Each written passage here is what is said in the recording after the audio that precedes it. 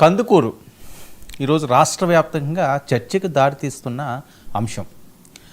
సరే, ఒక సందర్భం జరగకూడదు జరిగింది, అతి దారుణంగా ఒక వ్యక్తిని చంపారు అని వాళ్ళకి మొదటి నుంచి ఏవో ఇష్యూస్ ఉన్నాయని చెప్పి వివిధ రకాలుగా వస్తుంది. అయితే ఇదంతా కూడా కూటమి మీద ఈ ప్రెజర్ అంతా కూడా పడుతుంది అని, కాపు వర్సెస్ కమ్మ అని చెప్పి ఒక రకంగా మాట్లాడుతున్నారు. అధికారులు ఎవరు కూడా అంత సీరియస్గా దాని మీద స్పందించలేదని, కులం కార్డుతోటి అతన్ని దూషించారు, అన్యాయంగా చంపారు అని. అసలు అక్కడ వాస్తవాలు ఏంటి? మరి ఆ బాధితులకి అండగా ప్రభుత్వం నిలబడుతుందా? ఇదంతా కూడా పవన్ కళ్యాణ్ గారి వైపు ఆ వాయిస్ వెళ్ళడం, ఇవన్నీ కూడా చర్చిద్దాం. ఎక్స్క్లూజివ్గా మనతో పాటుగా కందుకూరు ఎమ్మెల్యే నాగేశ్వరరావు గారు మనతో పాటుగా లైవ్లో సిద్ధంగా ఉన్నారు. నమస్కారం నాగేశ్వరరావు గారు. నమస్కారం అండి. సార్, కందుకూరు మీకు తెలియనిది ఏముంది? ఇష్యూ జరిగిన అంశం అన్యాయంగా అతి కిరాతకంగా ఆ కారుతోటి గుద్ది చంపిన ఈ నేపథ్యం. సో అదేంటంటే ఇప్పుడు కూటమికి ఎక్కువగా ట్రోల్ అవుతుంది. కూటమి నేతల మీద అంటున్నారు, స్థానికంగా ఉన్న ఎమ్మెల్యే మీ మీద కూడా వ్యతిరేకమైన వీడియోలు వస్తున్నాయి. అసలు ఏంటి అక్కడ వాస్తవాలు? ఒకటే సార్, ఇప్పుడు నేను వాళ్ళ కుటుంబం అది వాస్తవంగా జనసేన ఇద్దరు తెలుగుదేశం పార్టీ కుటుంబమే. అది కావాలంటే ఎప్పుడైతే ఎవరైతే లక్ష్మీనాయుడు చనిపోయాడో అతనికి కూడా తెలుగుదేశం పార్టీ మెంబర్షిప్ ఉంది. ఈ వాస్తవంగా అనవసరంగా ఈ కులాల మధ్య కూటమి ప్రభుత్వం మధ్య ఏదో చెయ్యాలి అనే ఆలోచనతో చేసే పనులే కానీ నేను ఆ పాపతో కూడా ఎవరైతే లక్ష్మీనాయుడు చనిపోయాడో వాళ్ళ మిస్సెస్ తో కూడా మాట్లాడాను. గత 1 మంత్ నుంచి వాడు ఎవడైతే ఈ హరిశ్చంద్ర ప్రసాద్ అనేవాడు ప్లస్ ఈ తిరుమల చెట్టు మన చనిపోయిన లక్ష్మీనాయుడు ఇద్దరు కలిసి వాళ్ళ ట్రాక్టర్ దగ్గర అక్రోడ్ దగ్గర ఇద్దరు కలిసిమెలిసి తిరుగుతుంటారు. వాళ్ళ ఇద్దరు కూడా బిజినెస్ చిన్న వ్యాపారాలు, పత్తి అమ్ముకోవడం, కొనడం, ఇటువంటి పనులు కూడా చేసుకుంటారు. ఇద్దరు కలిసిమెలిసి ఒక బ్రదర్స్ దాకా తిరిగారు. చిన్నది ఏదో ఒక మెసేజ్ ఆ పాపకి ఏదో రాంగ్ మెసేజ్ పెడితే దాని గురించి ఏదో ఇద్దరి మధ్య కొంచెం గ్యాప్ వచ్చింది. తర్వాత వీళ్ళు ఏదో ఘర్షణ పడ్డారు. ఆ తర్వాత ఈ దుర్మార్గమైన చర్యకి వీడు హరిశ్చంద్ర ప్రసాద్ పాల్పడినాడు. దీంట్లో ఎక్కడా కూడా పార్టీలు కులాలు అనేది ఇది పక్కా అవాస్తవం. నేను కూడా కుటుంబాన్ని ఆ రోజు నుంచి తప్పు జరిగిన రోజు నుంచి నేను ఆ రోజు టౌన్ లో లేను, బయట ఉన్నాను. పోలీసు సోదరులు కూడా, పోలీసు ఎవరైతే అధికారులు ఉన్నారో వాళ్ళకు కూడా క్లియర్ గా ఏదైతే జరిగిందో జరిగినట్టుగా మీరు నిష్పక్షపాతంగా వ్యవహరించండి అని చెప్పి ఆ రోజు లోకల్ సిఐ గారికి, డిఎస్పీ గారు చెప్పాం. దాన్ని ఐజీ గారు పరిశీలించారు, ఎస్పీ గారు పరిశీలించారు. దాన్ని 307 ఏదైతే ఇది వాంటెల్లీగా చేసిందేనని చెప్పి 307లో వాళ్ళ తండ్రి కొడుకుని ఇద్దరిని కూడా అరెస్ట్ చేసి రిమాండ్ పంపించడం జరిగింది. వాస్తవం ఇది. తర్వాత నేను వాళ్ళ కుటుంబానికి ఆ గ్రామంలో ఉన్న మా పార్టీ అందరూ నాయకులు కూడా చెప్పాం. ఇద్దరికి యాక్సిడెంట్గా దెబ్బలు తగిలి వాళ్ళని హాస్పిటల్కి పంపించి మా వాళ్ళని కూడా పంపించాం. వాళ్ళకి ఫైనాన్షియల్గా ఏదైనా హెల్ప్ కావాలంటే మనం చేద్దామని చెప్పాం. సీఎంఆర్ఎఫ్ ఏదైతే మన సీఎం రిలీఫ్ ఫండ్ కూడా అది కూడా కంప్లీట్ చేద్దాం అని చెప్పాం. వాళ్ళకంటే ఆరోగ్యశ్రీ అక్కడ వీళ్ళైతే హాస్పిటల్ వచ్చారో దాంట్లో ఆరోగ్యశ్రీ లేదు. ఇవన్నీ కూడా మనం ఇప్పుడు ఆ రోజు నుంచి మానిటరింగ్ లో ఉన్నాం. ఆ అమ్మాయి చిన్న అమ్మాయి ఆ పసుపు కుంకాలు అవన్నీ కార్యక్రమం ఉంటుంది కాబట్టి కర్మ అయిపోయిన తర్వాత రోజు నేను వస్తానని వాళ్ళకి చెప్పడం, ఇంటిమేషన్ కూడా ఇవ్వడం జరిగింది. నేను ఆల్రెడీ ఈ రోజు పోయి వచ్చాను కూడా.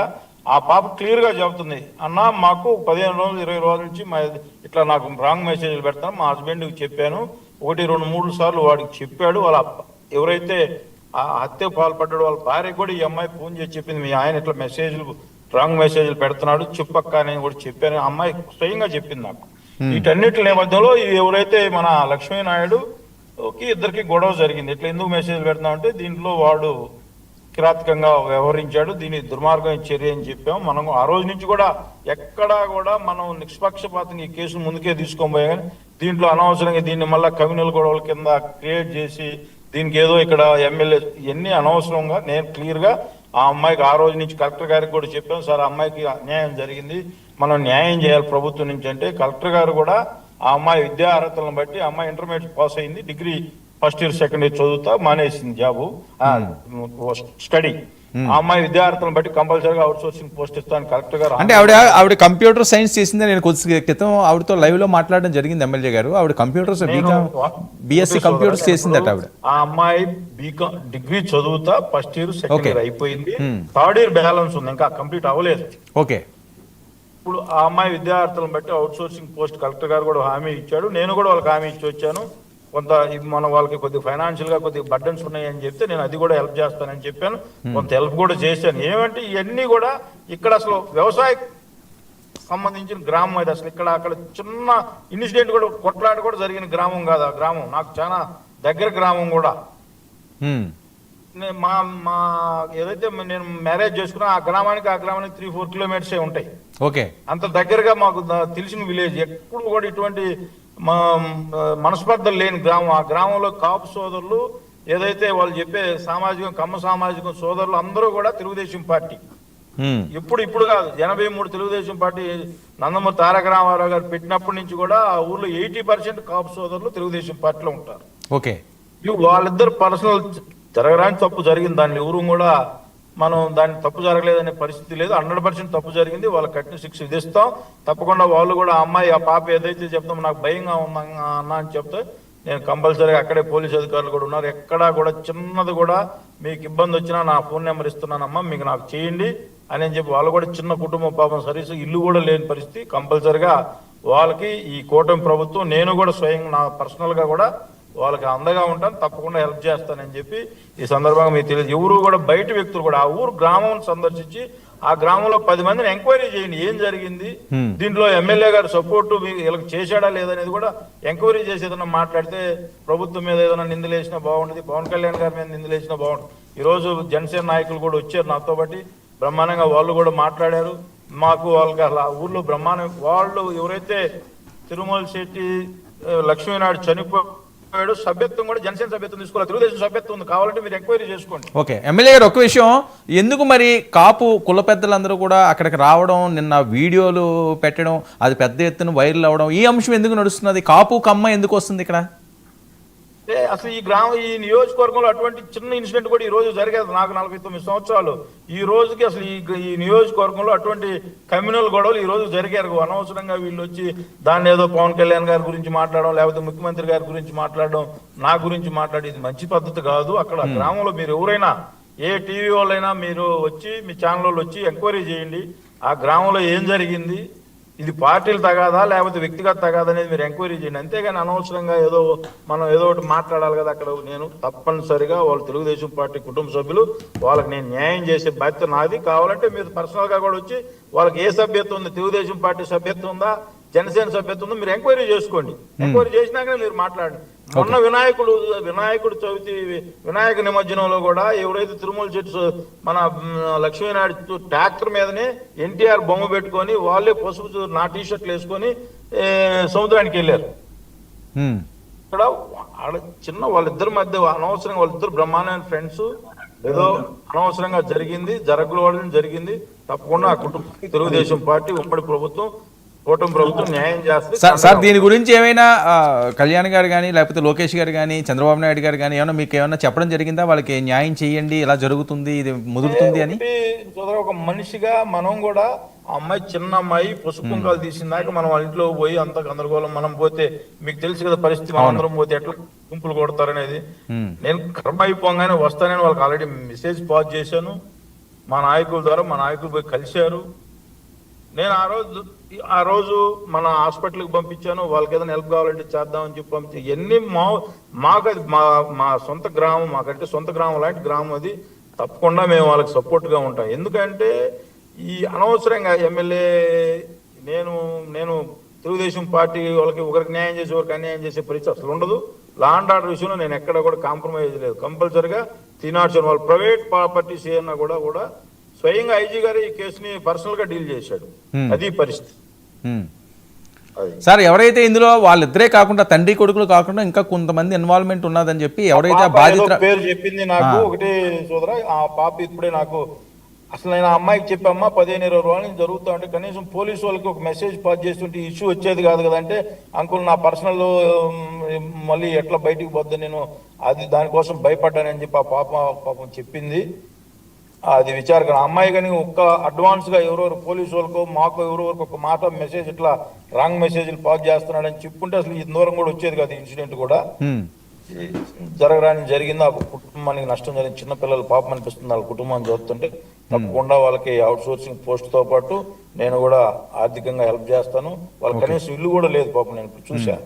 ఆ హౌస్ మధ్యలో ఆపేసి ఉన్నారు. కన్స్ట్రక్షన్ జరుగుతా అప్పుడు కాలనీలు కూడా కంప్లీట్ చేసుకోలేని పరిస్థితి. తప్పకుండా వాళ్ళందరికీ మేము కంపల్సరీగా హెల్ప్ చేస్తాం. సార్ వాళ్ళు మీ మీద కళ్యాణ్ గారి మీదే ఫుల్ హోప్స్ తోటి ఉన్నారు. న్యాయం చేయాల్సిన బాధ్యత మీ మీద అయితే పడింది. 99 టీవీ లైవ్ సాక్షిగా మీరు ఏం చేయాలనుకుంటున్నారు సార్ ఆమెకి, వాళ్ళ కుటుంబానికి? అంటే ఒకటి నేను అదే చెప్పాను, ఆ పాప అమ్మ ఇక్కడ ఉండగలుగుతావు అంటే నేను ఇక్కడ ఉండలేను అంకుల్, మాకు సొంత ఇల్లు కూడా లేదు, మా నాన్న అమ్మ హైదరాబాద్ లో ఉంటారంటే నేను అమ్మ అవుట్ సోర్సింగ్ జాబ్ వస్తుంది కదా ఇక్కడే ఉండండి, నా హెల్ప్ ఏదైనా ఉంటే చేస్తాను, మీకు ఏం కావాలో చెప్పుకుంటే కొంచెం అంటే ఇప్పుడే మనం చిన్న అమ్మాయి కదా, అమ్మాయి కూడా అంత మెచ్యూర్ చిన్నదే కదా, వాళ్ళ పేరెంట్స్ తో అత్త మామలతో కూడా చెప్పే వాళ్ళకి కూడా జాగ్రత్తగా చూసుకోండి అమ్మ, అమ్మాయిని మీరే చూసుకోవాలని చెప్పాను. వాళ్ళు కూడా మీ ఊర్లో ఉంటారు, వేరే ఊర్లో వ్యవసాయం చేసుకుంటారు వాళ్ళ అమ్మా నాన్న. ఈ ఎవరైతే ఈ మన తిరుమల చెట్టు లక్ష్మీనాయుడు వాళ్ళ అమ్మా నాన్న కూడా కలిగిరి మండలంలో మా పక్క నియోజకవర్గంలో ఏదో కౌలు పొలం తీసుకుని వ్యవసాయం చేసుకుంటారు. ఈ మామూలుగా ఈ దసరా కోసం ఇక్కడికి వచ్చారు అంతే. మామూలుగా వాళ్ళ పేరెంట్స్ కూడా ఈ గ్రామంలో ఉండరు పాపం. సార్ ఇప్పుడు వాళ్ళిద్దరి పరిస్థితి కూడా కొద్దిగా సీరియస్ గానే ఉందంటున్నారు. మెరుగైన వైద్యం ఒక అతనైతే రికవర్ అయ్యాడు, పవన్ నాయుడు భార్గవ్ నాయుడు కొంచెం అదే ఇద్దరికి దెబ్బలు తగిలి ఒక అతను రికవర్ అయ్యాడు. ఈ పవన్ అంటే ఈ అబ్బాయి అంటే సొంత ఎవరైతే లక్ష్మీనాయుడు వాళ్ళ ఓన్ బ్రదరు, ఆ కుర్రోడికి కొంచెం నడువుల దగ్గర ఈ మా వెనుపోసు కొంచెం హెల్త్ ఇష్యూ ఉంది, అది కూడా రికవర్ అయిందాక నేను కంపల్సరీ వాళ్ళకి తోడుగా ఉంటా. ఆ అబ్బాయికి కొంచెం టైం పట్టుద్దని అన్నారు, ఒక 6 months టైం పట్టుద్ది అంటున్నారు. ఏవైనా కానీ ఇటువంటి పాజిటివ్ చర్యలకి ఊరు కూడా సపోర్ట్ చేయాలి. కమ్యూనిటీ అనేది చాలా బాధ అనిపిస్తా ఉంది నాకు. కమ్యూనిటీకి నష్టం జరిగిన వాళ్ళకి ఊరు కూడా న్యాయం చేయాలి, కానీ కమ్యూనిటీలను అడ్డం పెట్టుకుని అనవసరంగా ఇది పెద్ద చేయడం మంచిది కాదని నేనైతే భావిస్తా ఉన్నాను. సార్ ఈ కాపు పెద్దలు కానీ లేకపోతే వేరే కమ్యూనిటీ కింద దీన్ని ప్రచారం చేసి వాళ్ళకి కానీ ఏం చెప్పాలనుకుంటున్నారు యాజ్ ఎమ్మెల్యేగా? నేను ఒకటే, ఇప్పుడు జనసేన నాయకులు ఇక్కడ ఉన్నారు బ్రహ్మాండంగా, మా కాన్స్టిట్యూన్సీ లో 10 నుంచి 15 వేల మధ్యలో ఉంటారు కాపు సోదరులు. ఎక్కడ కూడా వాళ్ళు మా లోకల్ నాయకులు ఎవరు కూడా మాట్లాడలేదు దీని గురించి. ఎక్కడ బయట నుంచి వచ్చి అనవసరంగా ఇక్కడ ఏదో ఒకటి తెలుగుదేశం పార్టీనో లేకపోతే జనసేన పార్టీనో దీనికి అంట బురద చల్లడం అనేది మంచి పద్ధతి కాదని నేను చెప్తలుచుకున్నాను. Right sir, thank you so much అండి ఎమ్మెల్యే గారు. ఇది కందుకూరు ఎమ్మెల్యే గారు ఈ రకంగా తన వెర్షను. ఎట్టి పరిస్థితుల్లోనూ కూడా ఉపేక్షించేది లేదు. ఎవరు తప్పు చేసినా సరే వాళ్ళని శిక్షిస్తుంది కూటమి ప్రభుత్వం. ఏదైతే మహిళకి 99 టీవీ లైవ్ సాక్షిగా ఎవరైతే బాధితురాలు ఉన్నారో మధ్యాహ్నం కూడా మనం వాళ్ళతో ఎక్స్క్లూజివ్గా మనం మాట్లాడడం జరిగింది. పూర్తి హామీ కూడా ఇవ్వడం జరిగింది. ప్రభుత్వం నుంచి ఎలాంటి సహాయం అయినా అందించడానికి మా వంతు కృషి చేస్తాం 99 టీవీ అని. ఆ రకంగానే ఇప్పుడు ఎమ్మెల్యే గారిని కూడా తీసుకోవడం జరిగింది. ఆయన కూడా డైరెక్ట్గా లైవ్లోనే ఆమెకు హామీలు ఇవ్వడం జరిగింది. ఆర్థికంగా సహాయం చేస్తున్నారు, ఆ ఇల్లు సొంత ఇల్లు లేదన్నారు, దాని మీద కూడా ఖచ్చితంగా పశువు చేస్తున్నారు.